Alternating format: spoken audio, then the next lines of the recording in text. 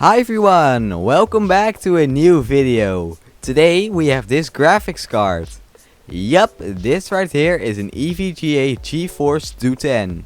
This card was released back in October of 2009 for around 40 euros, and this card is based on the GT218 graphics processor and it comes clocked in at 520 MHz. This card also has 1GB of DDR3 VRAM which comes clocked in at 600 MHz. For the rest, this card has 16 shading units, 8 TMUs, 4 ROPs, and it supports up to DirectX 10. Let's see what this so-called worst graphics card ever can still do in 2021.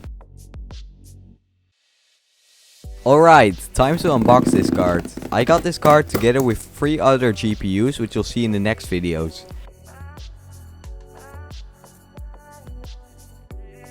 The card was wrapped in some paper, but since paper does not cause that much static electricity, I'm not too worried about the card. Overall, the card was also packaged well, so the postal service probably also did not cause damage to the card.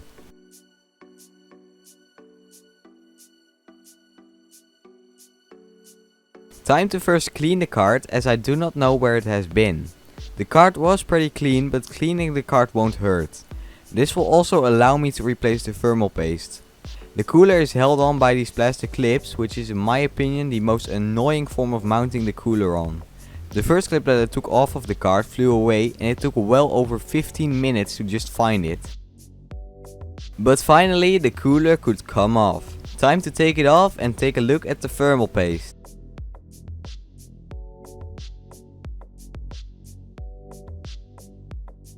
This looks like the original thermal paste, so it's good that I'm replacing it. Here's a quick before and after of cleaning the card.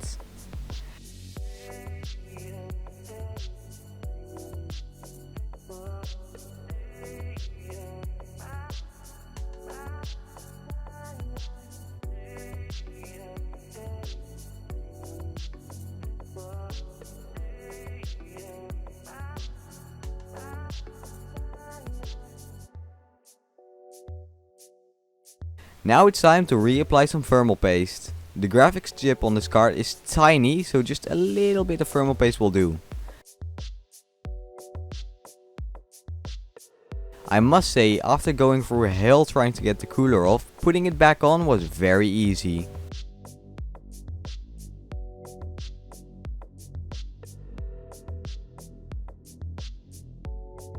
Now it's time to have a look at the card. The card is passively cooled, but it does have a fan connector.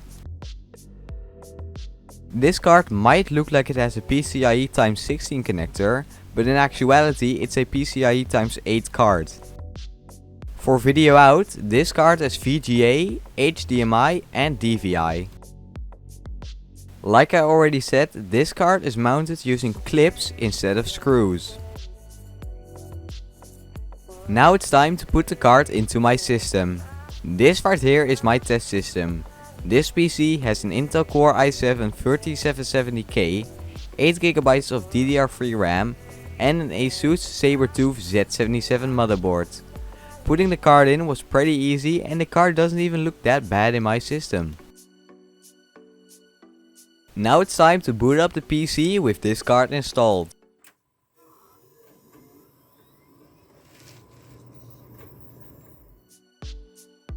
After that, time to install the drivers.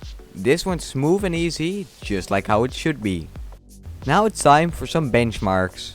First off, Userbenchmark, which showed that both the i7 and the GeForce 210 were performing as expected.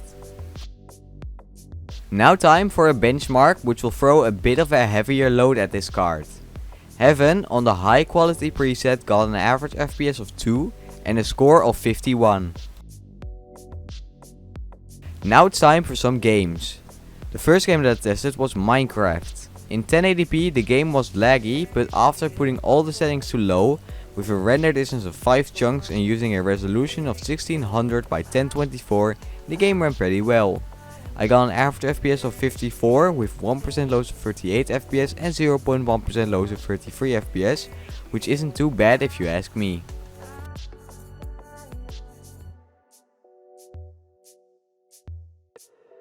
The next game that I tested was Roblox. On the lowest settings, this game ran mediocre at best. I got an average FPS of 19 with 1% loss of 12 FPS and 0.1% loss of 2 FPS. There was a little bit of input lag, but not too much to be called unplayable.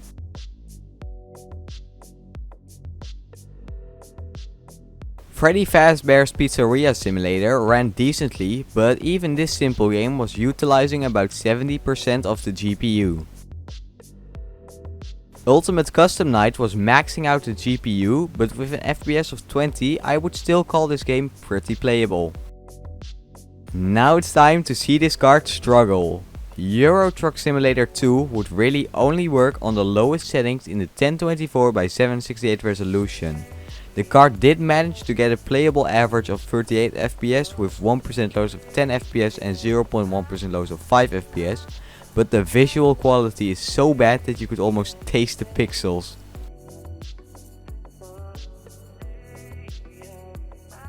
Alright, time for the next game. Bus Simulator 12 on the lowest settings in the 1024x768 resolution did not run well.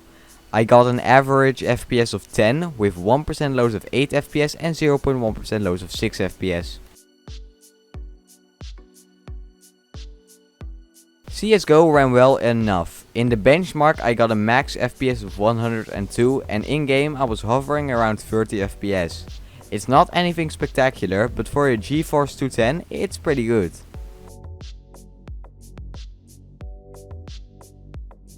BeamNG Drive would not load due to DirectX limitations. Bus Simulator 16 did not run well. The input lag was very noticeable and on the lowest settings in the 800x600 resolution, the card got an average FPS of 10 with 1% loss of 5 FPS and 0.1% loss of 3 FPS. PC Building Simulator did also not run well. I got around 4 FPS on the lowest settings in the 1024x768 resolution.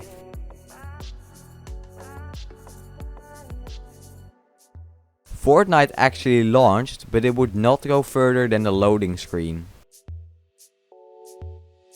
And the last game that I tested was GTA 5. On the lowest settings in the 800x600 resolution, this game actually ran. It did not run well as I was averaging 20 FPS, but it's impressive nonetheless that this game works on a GeForce 210.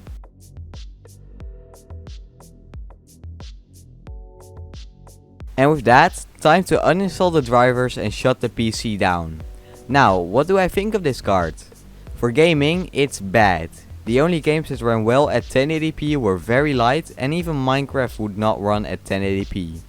Of course, this card is not made for gaming, but just as a way to hook up more displays to a PC, which just needs to run Office or normal web browsing.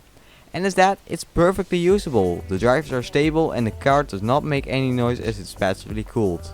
A PC that I built for my mom actually has a GeForce 210 in it, and it has never had issues in the 2 years that she has been using it, and it's a very stable card. For gaming, however, I would not recommend this card, as it's just so bad for it. And with that, this video comes to an end. Thanks so much for watching. Comment, like, subscribe, and I'll see you guys next time. Goodbye!